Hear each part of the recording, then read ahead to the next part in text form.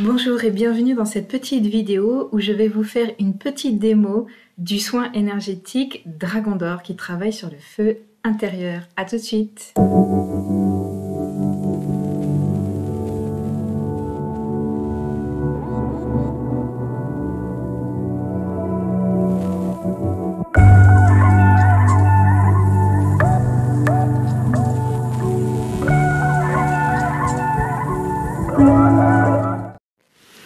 Voilà, donc l'énergie des baleines, pour beaucoup de traditions, la symbolique de la baleine est reliée bien sûr aux océans, mais aussi aux mémoires, ce qu'on appelle les mémoires akashiques ou les akashas. Et du coup, moi, quand je travaille avec cette énergie des baleines, c'est un peu comme si je travaille sur tout l'espace multidimensionnel, pas forcément les mémoires sur un seul plan ou un seul niveau, ce qu'on appelle les vies antérieures ou les vies futures. Vraiment, c'est tout le système énergétique qui est en lien et qui est présent là, dans cette incarnation, avec toutes nos autres émanations d'âme. Voilà. Donc c'est un soin énergétique qui est très doux. Si vous avez pu tester la petite démo que j'ai fait sur une autre vidéo, on est toujours sur quelque chose qui est extrêmement doux, qui peut parfois donner froid ou déconnecter un petit peu. On ne sait pas quand on reçoit ce soin, on a l'impression de flotter et on ne sait pas trop si on était là, pas là, si on a dormi ou pas. Ça donne un petit peu cette sensation-là. Le soin énergétique baleine travaille en termes de pacification et de rééquilibrage de ces dimensions-là. Imaginons que c'est comme un réseau énergétique qu'il faut rééquilibrer. Et à la fois aussi, ça travaille sur la notion d'ouverture en termes d'ouverture de conscience, c'est-à-dire toujours prendre plus de recul, plus de recul, plus de recul. Parce qu'à l'échelle de millénaires, certains de nos problèmes sont parfois soit minimes, soit peuvent être vus avec un regard complètement différent en fait. Donc ça peut apporter énormément de choses en changeant le regard, en changeant la perspective, en changeant la dimension depuis laquelle on regarde un problème, une couleur, une joie, etc. Le message aussi des baleines, et voilà, je crois que toutes les personnes qui travaillent comme moi avec les baleines transmettent ça, ont capté ça. Il y a cette idée de se souvenir de qui on est, en lien avec les structures et la mémoire akashique. Souviens-toi de qui tu es, message principal.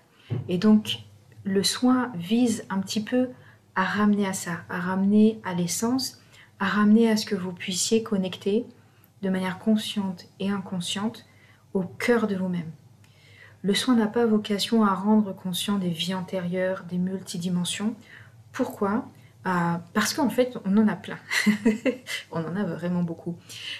Imaginons que dans une vie qui est très courte, mettons qu'on vit 80-90 ans avec de la chance, ça donne très peu de temps pour aller visiter toutes les autres vies qu'on a. Alors évidemment, quand on visite les vies antérieures, généralement on a les principales qui émergent, les thématiques qui résonnent le plus possible. Moi, je trouve ça assez pratique d'avoir un système de soins, donc quand je travaille avec ce système de soins de l'énergie de la baleine, qui travaille tout en même temps. C'est-à-dire, on travaille sur la structure en entier, comme s'il y a un réseau, c'est une immense structure, une immense toile, un immense réseau, et on travaille pour le rééquilibrer, sans aller chercher dans le détail. Ça me paraît intéressant dans le sens où on va plus vite, on prend la structure, on bouge tout, on ne cherche pas forcément à comprendre, on laisse faire. Et comme on est plutôt dans un champ qu'on pourrait appeler quantique, on va beaucoup plus vite. Et c'est-à-dire que quand on bouge la structure, on bouge tout en même temps. On ne bouge pas juste une vue antérieure, on bouge bien toute la structure en même temps. Voilà, on évite aussi l'écueil de je vais voir une vue antérieure et je réactive le problème parce que je suis retournée dans le problème. Ce qui peut arriver aussi, voilà, s'il n'y a pas tout un accompagnement qui est fait avec. L'énergie baleine travaille bien sûr énormément sur les émotions qui sont souvent en lien avec les mémoires akashiques parce que souvent une thématique émotionnelle se retrouve sur le plan multidimensionnel. Et voilà, l'idée c'est de bouger un petit peu tout en même temps, d'ouvrir pour que les informations circulent sur le champ multidimensionnel aussi. Ça se fait que si vous êtes prêts aussi à le faire. Je ne pense pas du tout qu'on soit tous amenés à expérimenter cette chose-là. Et voilà, et il y a aussi, pour avoir pratiqué C'est une énergie qui ramène à la notion de mer, à M-E-R-E, à la notion d'océan, mer. Donc au principe féminin, c'est quelque chose qui est extrêmement berçant, qui est extrêmement doux, qui est extrêmement pacifique comme le sont les baleines, et, euh, et aussi qui amène des ouvertures de cœur très très forts. Voilà, je me rappelle, c'est arrivé plusieurs fois dans les stages baleines que j'animais, voilà, que des gens me disent waouh, j'ai jamais senti autant d'amour que ça. Voilà, donc l'idée, c'est de ramener au cœur, de vous ramener au cœur de vous-même avec ce soin énergétique, que vous ayez envie de le recevoir ou que vous ayez envie d'acquérir cet outil-là, de l'explorer avec moi. Et voilà, donc c'est quelque chose voilà, que je pratique depuis 2017-2018. J'ai commencé les stages baleines à ce moment-là. Je travaille avec des symboles, une couleur énergétique. Disons que c'est un téléchargement, une intégration qui a commencé quand j'étais adolescente. Parce que pour moi, cette connexion, elle est apparue très clairement dans mon souvenir quand j'habitais sur l'île de Raiatea. Raiatea, si je le dis à la française. Raiatea, et si je le dis plus à la polynésienne, même si je sais que je ne le prononce pas complètement correctement. Et en fait, j'ai passé une partie de mon adolescence là-bas. Et donc j'ai baigné dans la culture polynésienne, et voilà, je peux pas dire que je la comprends complètement parce que chaque culture est tellement unique, voilà, que ça met beaucoup beaucoup de temps à tout comprendre, et aussi parce que je parle pas la langue maori, le reo maori. Et mais voilà, c'était très intéressant pour moi de vivre en Polynésie, d'autant que j'étais très intégrée puisque je comprenais pour une Polynésienne, et que, ou voire souvent une Marquisienne, les anciens me prenaient souvent pour une Marquisienne. Et, euh, et du coup, c'est venu à travers des rêves en fait. Je me rappelle d'avoir fait beaucoup, beaucoup, beaucoup de rêves quand j'habitais là-bas avec les baleines. Ça m'intriguait un peu, j'avais pas du tout la compréhension absolument pas de compréhension à l'époque à poser là-dessus. Ce qui est intéressant sur l'île de Raiatea, et vous pouvez faire des recherches, il y a des documentaires qui l'expliquent bien en détail sur YouTube, voilà, fait par des Polynésiens. Et Raiatea veut dire l'île sacrée, en fait, pour les peuples maoris, Mahoy. Ça dépend, voilà, il y a différentes appellations. C'est-à-dire que c'est considéré comme étant le centre du triangle polynésien, allant d'Hawaï à la Nouvelle-Zélande, à l'île de Pâques. Donc ça forme un grand triangle dont le centre serait l'île de Raiatea. Avec, pour marquer un petit peu ça, un temple. Alors les temples en Polynésie française s'appellent des marae. Ce ne sont pas des temples fermés, ce sont des structures qu'on pourrait presque dire mégalithiques, donc faits avec des pierres. Voilà, où il y avait des cérémonies qui étaient faites, il y avait tout un tas de structures qui pouvaient être voilà, couvertes à l'époque. Ça a beaucoup évolué. Je ne sais pas si archéologiquement on peut dire qu'on connaît exactement ce qui a été dans les anciens temps, parce qu'il y a des choses qui ont été perdues avec le temps, bien que voilà, il y a des fouilles qui ont été faites, et bien sûr il y a la mémoire orale qui est restée sur place. Et voilà, c'est une île avec une énergie très particulière, avec du recul, et parce que cette énergie, en fait, elle continue à m'accompagner d'une certaine manière, à me bercer. Les gens le sentent souvent l'énergie de l'île quand j'en parle. Je m'en étais pas rendu compte à la base, mais c'est à force d'expérience, je me suis rendu compte que quand je parlais de Raiatea, il y avait l'énergie qui, qui transvasait. Et du coup, voilà, il y a ce premier point chez moi qui est en lien avec les baleines, cette île du centre du triangle polynésien, bien entendu avec des très très anciennes civilisations. euh, et la civilisation des Pléiades, la civilisation des Pléiades. Moi, je ne mets pas en lien les peuples pacifiques à la Lémurie, mais plutôt avec une civilisation qui était plus ancienne, sur laquelle moi je mets le terme d'empire de Mu. Parce qu'il y a des personnes à Hawaï qui transmettent en parlant de la Lémurie, et je crois aussi du côté de la Nouvelle-Zélande, comme à l'île de Pâques. Et moi, ce que je ressens, avec notamment un cœur au niveau des marquises, c'est beaucoup plus quelque chose de plus ancien qui était là avant la Lémurie. Voilà. Après, c'est mon ressenti, je vous le partage, c'est ma perception des choses. Je n'ai pas... Peut-être que je me trompe et peut-être que ce n'est pas les vérités, mais voilà, c'est ce qui vibre et c'est ce qui résonne pour moi. Et ce cheminement a continué à s'ancrer à La Réunion et c'est là où à la fois j'ai commencé à accepter mes visions et à accepter que voilà, j'avais une clairvoyance, j'avais quelque chose qui était là de l'ordre de l'hypersensibilité et une hyperconnexion et une facilité à switcher d'état de conscience extrêmement facilement. J'ai pas besoin de faire beaucoup d'efforts et des heures de méditation pour pouvoir le faire. Et, euh, et du coup, sur l'île de la Réunion, évidemment, chaque hiver austral, les baleines sont là, elles remontent des eaux du Pacifique pour venir accoucher. Et donc, avec cette particularité qu'on peut les voir de très proche, depuis la terre ferme en fait. J'ai passé beaucoup de temps à côté de Saint-Pierre, dans un endroit pas très bien fréquenté à la base, mais où je me planquais dans un coin dans la falaise. Je m'installais là au coucher de soleil parce qu'elles étaient là, elles sont souvent au bord de l'île. Au début, on les voit plutôt sortir de l'eau le matin et le soir, et donc j'allais au coucher de soleil, et je les ai beaucoup observés à ce moment-là. Et aussi, quand j'étais à La Réunion, j'ai travaillé dans les terres australes et antarctiques françaises, et j'ai eu l'occasion d'aller plus au sud de La Réunion, donc dans l'océan Indien, vers l'Antarctique, pardon, à mi-chemin grosso modo, dans des îles qui sont françaises, les îles Kerguelen, les îles Crozet et les îles Amsterdam. Donc j'y suis allée en bateau et j'ai eu l'occasion aussi d'observer les orques notamment et les cachalots qui naviguaient pas mal dans les eaux en fait. Donc voilà, il y a eu des observations concrètes matérielles. Moi je n'ai jamais nagé directement avec des baleines. J'ai plutôt nagé avec des dauphins et des requins, mais c'est une autre histoire. Et, euh, et du coup, voilà, ça s'est posé jusqu'au jour, en fait, c'était quasiment le jour de mon anniversaire, où j'étais sur l'eau à la Réunion, sur un bateau, et là, j'ai eu un énorme mal de mer, alors que franchement, on peut presque dire que je suis née sur un bateau, tellement j'ai pris le bateau tôt dans ma vie. Mais en fait, voilà, j'étais sur ce bateau-là et j'ai eu un mal de mer pas possible, mais c'est qu'il y avait plein d'informations vibratoires, énergétiques. Et j'ai vu plein de symboles et j'avais plein de symboles, de vagues énergétiques qui me traversaient. C'était compliqué. Et c'était compliqué de ne pas avoir le mal de mer en même temps. Il y avait des dauphins aussi ce jour-là.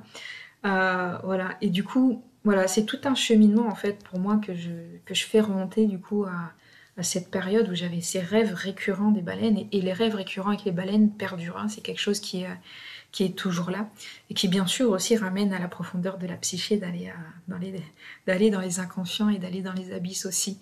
C'est aussi un des aspects de cet archétype, de cette énergie, de cette fréquence vibratoire en fonction de comment vous voulez l'appeler.